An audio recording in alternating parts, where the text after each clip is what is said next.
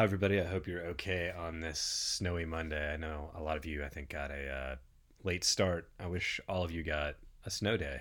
It's pretty rough out there. I wish you could have a day to be safe and take care of some things and ease into the week, but that was not the case. Hopefully, those 2 hours for the late start did something for you. Let's look at week 11 in the course. Let's click on modules. Week 11's right here. Let's click week 11 tasks. Only two things to do, well, I guess three things to do this week. One is to read this article, Finding Voice, Taking Action. I actually wrote that article. It was about a curricular change that I made in my class when I was teaching and the result that came from it. I don't share that as a way to guide your work this week, but I do share it as a way to think about what's possible in curriculum and who curriculum should serve ideally. Um, so I think that's just kind of a nice, low stakes reading this week while you do your curriculum analysis. We'll talk about the curriculum analysis in depth here in just a minute. But the other thing to do is check in with your book club group. I believe in week 9, let's go back and look here in the modules. In week 9, at the bottom of that week, let's click on the tasks. There is a link, I believe, to right here. So this is in week 9 module. This document, this document has all the groups, the book that you're reading, and then everybody's email. So it'd be worth just kind of going back, checking up on these, email these people to see when you can meet. So again, we're in week 11, and the big thing this week is the curriculum analysis. But the next 2 weeks, 12 and 13, deal with the book club. So do check in with your book club group if you haven't already. And again, the way you can find that is click week 9 tasks, and it's the bottom there. So yeah, read the article, check in with your book club groups because you have 2 weeks to do that. So November 4th through the 17th, you have 2 weeks for the book club. So checking in with them this week makes a lot of sense. But let's go deep on the curriculum analysis. This is the big lift for this week. This is a 50-point assignment. It's probably, from Chris and my point of view, it's probably the most important assignment of the class. So let's take a click right here to see what the assignment is. Basically, what we want you to do is pick some sort of curriculum and walk through it using the learnings from this course to inform what you're seeing. So where do you see a curricular orientation according to Shiro? Does the curriculum seem to be social reconstruction, social efficiency, scholar academic? I missed one. Learner centered. Those are the four. Where does it seem to align most? And it may align in a couple, maybe not just one. And then the other questions are, what are the explicit, hidden, and null curricula that you see? So these are non-negotiables. So we want you to look at this curriculum, what's good about it, what's bad about it, where are their blind spots, but talk about those what's good, bad, and blind spots using the vernacular of the course, using Shiro, using Eisner, using other readings from the course to really give this a well-rounded view of this curriculum. You're not just saying it's cool, it seems to work for kids. No, we want you to actually use some of the learnings from the course to assess it in a way that's deep and in a way that uses the academic vocabulary and the academic thinking that we've been learning about in this course. We give you some examples of things that you might want to do. This DPS Student Voice and Leadership one is one that I created. We'd love some eyes on that. If you'd like to reach out directly to me, I can give you some more feedback on what to look for specifically.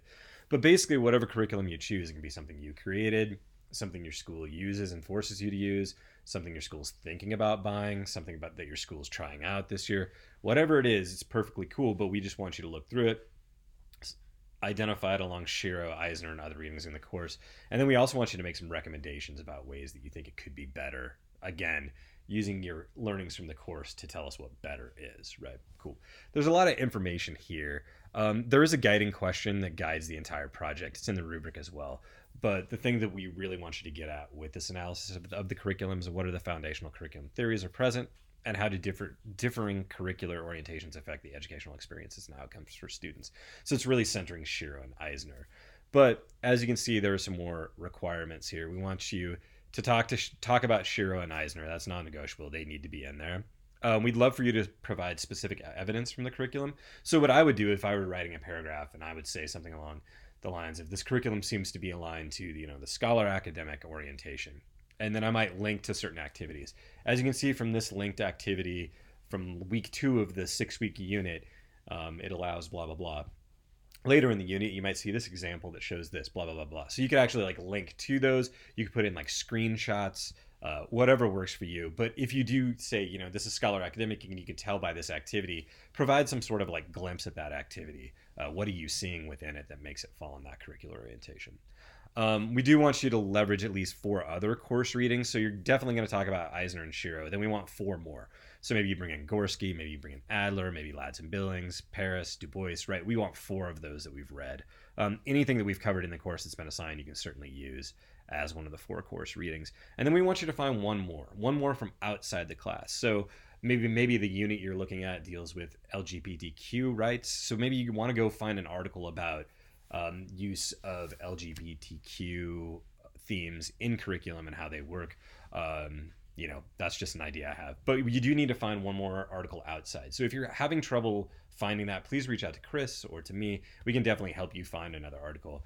I'm deep in my PhD studies. I've got articles saved on my Google Drive all over the place. So it might even be worth a message to me saying, hey, I'm having trouble finding this. I'd love something along these lines. I might even have something just off the top of my head because I'm definitely in this game as well. So, there's tons of information here.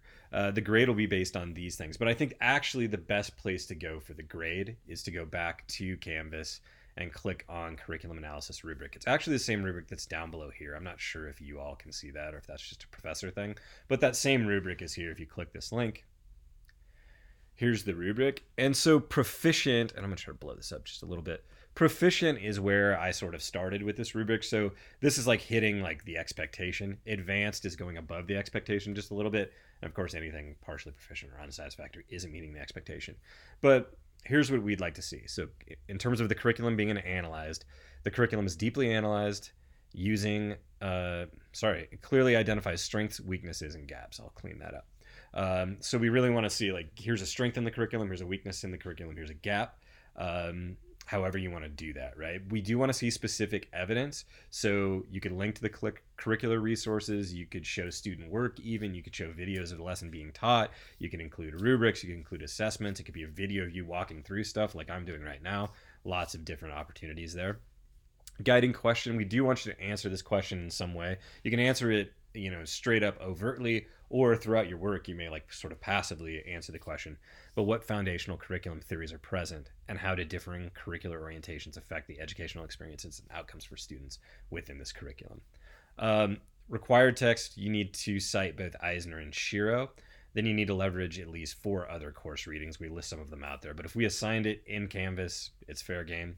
You need to find one more scholarly text from outside, and you need to follow APA style, right? Advanced is it's perfect. APA style for proficient is like it's followed pretty well. All the stuff's there. Do remember that you need to have the author, the date, and the page number for most of these. Make sure you have a reference page for everybody that you cite. That's what we're looking for. So in terms of like, do there have to be different sections for each of this? No. I could see you maybe have like a curriculum analysis section in which you deeply analyze the curriculum. You tie to Shiro and Eisner, so you tie to the required text here. You might link to some evidence showing why it falls in this. You may even link in some other course readings to round out your view of that. You may even link in your outside text in your analysis of this. APA style should be followed throughout. Maybe your guiding question, maybe you want at the end to directly address that, at the beginning directly address that, or maybe it'll be addressed throughout. So there doesn't need to be like individual sections, right? Your curriculum analysis could identify the strengths, weaknesses, and gaps while also citing Shiro and Eisner, while also linking in evidence and other readings. Maybe even answering the question, right? So you can play with this, you can get creative with it. If you have any questions of the way that you need to organize it or what you need to include, please reach out to us and we can discuss that with you. But long story short, high level review, we want you to find a piece of curriculum. We want you to analyze it, see what's strong about it, what's weak about it, what gaps it might have. Cite specific evidence in naming its curricular orientation and its explicit hidden and null. Link to Shiro and Eisner, link to 4 other course readings, link to another reading that you find, follow APA style, and make sure at the end of the day that question, this question here and the one that's in red in the assignment is answered. So that's about as clear as I can be without muddying the waters too much. If you have any other questions, please reach out to us. We'd love to answer those. But do realize that this assignment is due November 3rd at 11:59 p.m. We don't accept late assignments unless you've asked for an extension ahead of time. So we'll be looking for those at 11:59.